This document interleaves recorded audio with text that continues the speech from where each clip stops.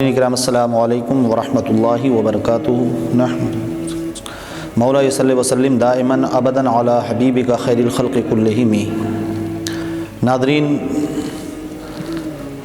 چند ایک مسائل لے کر پھر میں آپ کی بارگاہ میں حاضر ہوں۔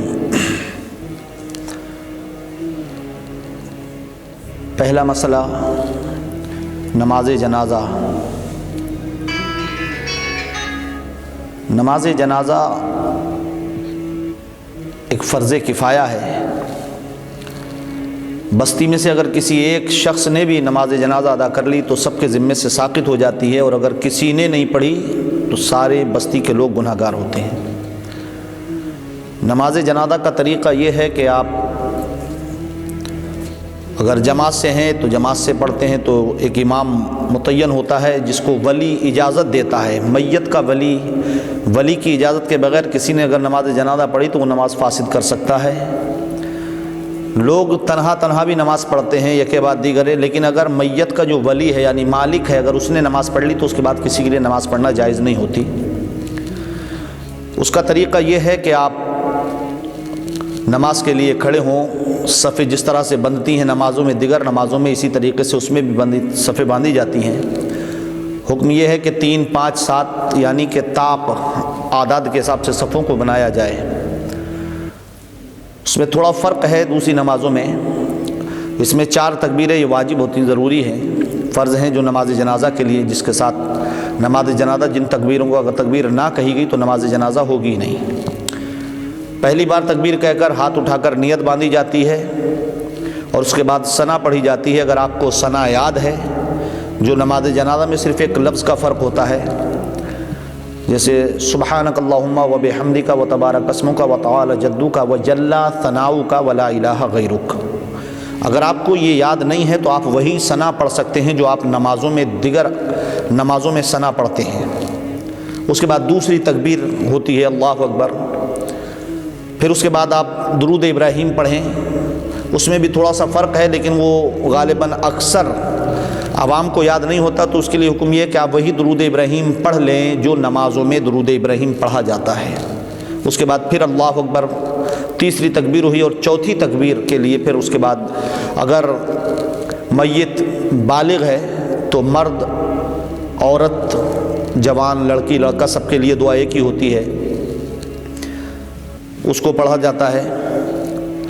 اللہم اغفر لحینا و میتنا و شاہدنا و غائبنا و صغیرنا و کبیرنا و ذکرنا و انسانا، اللہم من احییتہ منا فاحیہ علی الاسلام ومن توفیتہ منا فتوفہ علی الایمان۔ اور اللہ اکبر کہہ کر دونوں ہاتھ چھوڑ کر داہنی جانب سلام پھیرا جائے گا، پھر بائیں جانب سلام پھیرا جاتا ہے۔ اگر بچہ نابالغ ہے، چھوٹا بچہ، شیرخوار بچہ ہے کوئی، اگر بچہ ہے یعنی لڑکا ہے تو اس کے لیے دعا دوسری ہے جس کے لیے پڑھا جاتا ہے اللہم اجعلہ لنا فرۃ واجعلہ لنا اجرا وذخرا واجعلہ لنا شافعا ومشفعا۔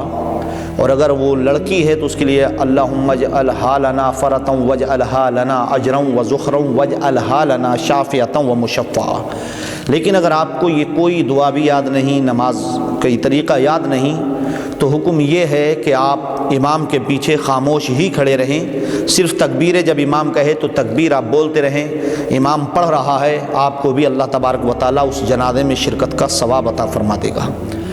اور جنازوں کی شرکت کا مقصد ہی یہ ہوتا ہے کہ ہم اس کے جنازے میں جائیں تو اس کے جنازے کی نماز میں شرکت کریں، اس کو کاندھا دے کر کم سے کم 40 قدم ہم چلیں، اس کے بعد قبرستان جائیں، جا کر اس کو دفن کریں، مٹی دیں، اس کے بعد اس کے لیے دعائے مغفرت کر کے واپس آئیں۔ حدیث شریف میں سرکار فرماتے ہیں اس کے لیے 2 قیرات ثواب ہوتا ہے۔ لیکن اگر ہماری نیت جنازوں کی شرکت میں صرف اور صرف منہ دکھائی کی ہے کہ گھر والے ہمیں دیکھ لیں کہ ہمارے یہاں پر وہ آیا تھا، تو اس میں صرف اور صرف ریاکاری ہے، اور آپ کو جنازے کی شرکت کا کوئی ثواب آپ کے حصے میں نہیں ہوگا۔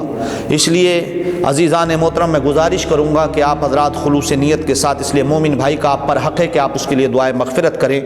اور وہ دن ہمارے آپ کے سب کے لیے آنے والا ہے جب ہم دوسروں کے کاندھوں پر، آج کوئی ہمارے کاندھے پر ہے، کل ہم کسی اور کے کاندھے پر ہوں گے۔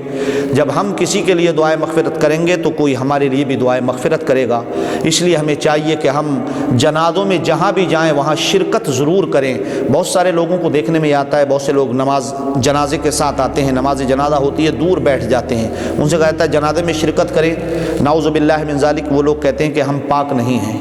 میرے بھائی پتہ نہیں تو کس انداز سے ناپاک ہے، ہو سکتا ہے کہ تیری ناپاکی کی وجہ سے اس میت کو تکلیف ہو، اس لیے آقا نے فرمایا جہاں تین چیزیں ہوتی ہیں وہاں رحمت کے فرشتے نہیں آتے، جہاں کتا ہو، جاندار کی تصویر ہو، یا ایک ناپاک آدمی جو زنا سے ناپاک ہے۔ اللہ اکبر۔ اللہ تعالی ہمیں سب کو بچنے کی توفیق عطا فرمائے، اور ہمیں چاہیے کہ ہم جب کسی میت میں شرکت کریں تو پاک صاف ہو کر باوضو جائیں، اس کے جنازے میں شرکت کریں، اس کی تدفین کریں، مٹی دیں، دعائے مغفرت کریں، اور اس کے بعد واپس آئیں۔ اللہ تعالی ہمیں آپ کو عمل کی توفیق عطا فرمائے۔ محترم ناظرین، ہمارے چینل جامع معرفت کو سبسکرائب کریں اور بیل آئیکن ضرور دبائیں تاکہ جامع معرفت کا ہر پیغام آپ تک پہنچتا رہے۔